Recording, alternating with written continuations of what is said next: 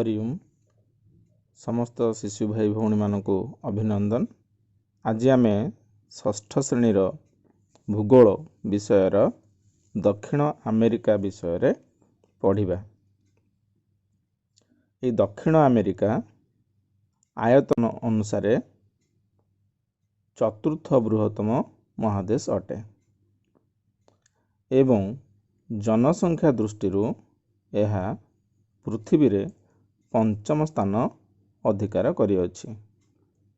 तेबे अन्य महादेश गुड़िक हेले प्रथम स्थान जनसंख्या दृष्टि एशिया, तापर आफ्रिका, तापर यूरोप, तापर उत्तर अमेरिका एवं पंचम स्थान रे दक्षिण अमेरिका।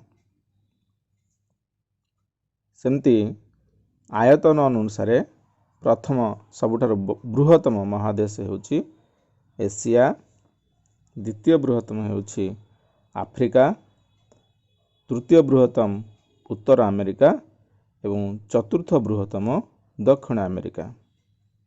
ये दक्षिण अमेरिका महादेशटी 12 डिग्री उत्तर अक्षांश रु 55 डिग्री दक्षिण अक्षांश एवं 35 डिग्री पश्चिम द्राघिमा 81 डिग्री पश्चिम द्राघिमा मध्य अवस्थित।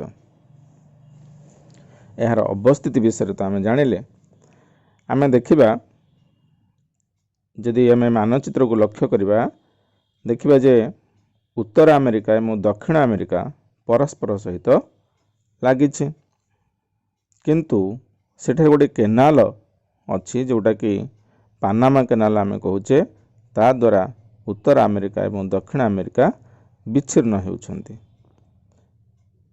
एई विच्छिन्न होगा कारण पूर्व थिबा आटलांटिक महासागर एवं पश्चिम रे थिबा प्रशांत महासागर रो जल परस्पर सहित मिसुछि। पिला माने जानि एई महादेशर पूर्व भाग रे आटलांटिक महासागर, पश्चिम रे प्रशांत महासागर, उत्तर रे उत्तर अमेरिका एवं कार्बियन सागर अवस्थित। ता सहित दक्षिण भाग रे अंटार्कटिका महादेश अवस्थित। मानचित्र को लक्ष्य कर देखिबा दक्षिण अमेरिकार पश्चिम पार्श्व रे प्रशांत महासागर सहित समांतराल भाव में आंडीज पर्वत श्रेणी अवस्थित। आ ये आंडीज पर्वत श्रेणी पृथ्वी गोटे दीर्घतम पर्वत श्रेणी। यार दैर्घ्य हेउछि 7242 किलोमीटर, जहाँ कि गोटे लॉन्गेस्ट माउंटेन रेंज बोली कहा जाय थाए। यह 7टा देश को तार सीमा को छुईछि। दीर्घतम पर्वत श्रृंग भाव में यही पर्वत श्रेणी मध्य ऊपर अच्छी अवस्थित होइछि। तार नाम होछि आकानकागुआ। ये आकानकागुआ उच्चतम श्रृंग जार उच्चता 6962 मीटर। यापरे आम यार भूमिरूप विषय जानिबा। यही महादेशर भूमिरूप को 3 भागरे विभक्त करा जाइछि। सेगुड़िक है 1 रे पश्चिमस्थ पार्वत्यमाला, 2 मध्यभाग समतल भूमि एवं 3 रे पूर्व भाग मालभूमि। यही भाव में यह महादेश को 3टी भूमि रूप में विभक्त करा जाइछि। यह महादेशर नदी विषय किसी जानिबा। दक्षिण अमेरिका रे आमाजन, ओरिनोको, पाराना पारागुए और उरुगुए आदि नदी प्रवाहित होई अछि। ये सब नदी गुड़िक सुनाव्या। सुनाव्या कहले कौन आम जानिछे, जो नदी गुड़िक वर्ष सारा नौका चालना संभवपर होता है से नदी गुड़िक सुनाव्या कहा जाए। अर्थात नौका चलाचल रे कौन सी बाधा प्राप्त होई न थाए। यही महादेश रे गोटे बृहत्तम नदी अवस्थित, जार नाम आमाजन नदी। यह ओसार रे ପୃଥିବୀର ସବୁଠାରୁ ଓସାରିଆ ନଦୀ ହେଇଥିବାରୁ ଏହାକୁ ବୃହତ୍ତମ ନଦୀ କୁହାଯାଏ। ଆଉ ଜାଣିଛ ଏହାର ଦୈର୍ଘ୍ୟ ହେଉଛି 6575 କିଲୋମିଟର।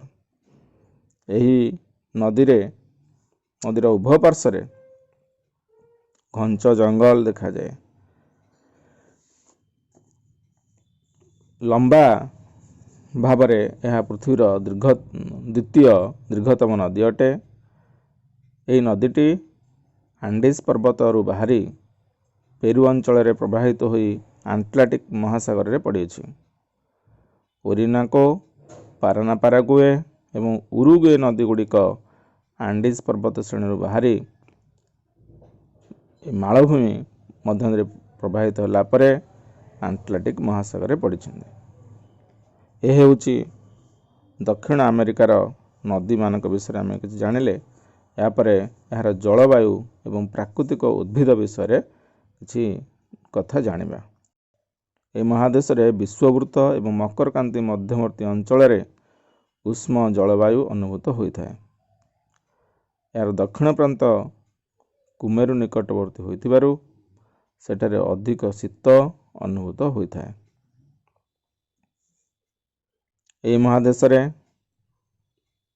ଉତ୍ତମ ବୃଷ୍ଟିପାତ ହୋଇଥାଏ, ତେଣୁ କୃଷି କାର୍ଯ୍ୟ ମଧ୍ୟ ଭଲ ହୁଏ।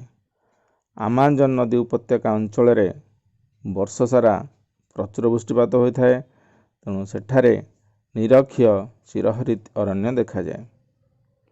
ଚିରହରିତ ଅରଣ୍ୟ ସବୁବେଳେ ସବୁଜ ଭରପୁର ହୋଇ ରହିଥାଏ। ଏହାକୁ ସେଲ୍ଭା କୁହାଯାଏ।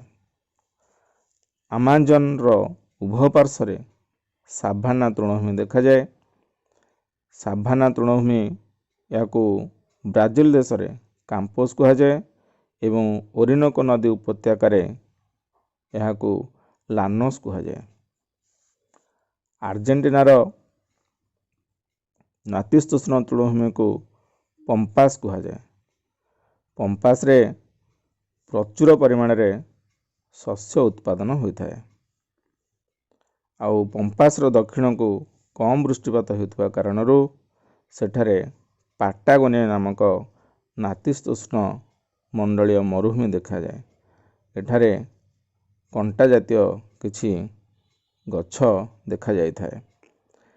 ଏହିଭଳି ଭାବରେ ଦକ୍ଷିଣ ଆମେରିକାର ଜଳବାୟୁ ଏବଂ ପ୍ରାକୃତିକ ଉଦ୍ଭିଦ ବିଷୟରେ ଆମେ ଜାଣିଲେ। ଏହାପରେ ଆମେ ପରବର୍ତ୍ତୀ ବିଷୟ ପଢ଼ିବା,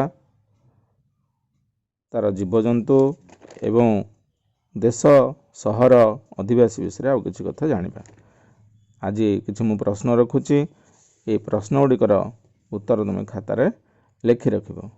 ପ୍ରଥମ ପ୍ରଶ୍ନ, ଦକ୍ଷିଣ ଆମେରିକାର ଅବସ୍ଥିତି ବିଷୟରେ ଯାହା ଜାଣ ଲେଖ। ଦ୍ୱିତୀୟ ପ୍ରଶ୍ନ ହେଉଛି ଏହାର ଭୂମିରୂପକୁ କେତେ ଭାଗରେ ବିଭକ୍ତ କରାଯାଇଛି ଓ କ'ଣ କ'ଣ? ତୃତୀୟ ପ୍ରଶ୍ନ ହେଲା ଦକ୍ଷିଣ ଆମେରିକାରେ ପ୍ରବାହିତ ନଦୀ ଗୁଡ଼ିକର ନାମ ଲେଖ। ଆଜି ପାଇଁ ଏତିକି। ପରବର୍ତ୍ତୀ ସମୟରେ ପୁଣି ଅନ୍ୟ କିଛି କଥା ଜାଣିବା। ଧନ୍ୟବାଦ।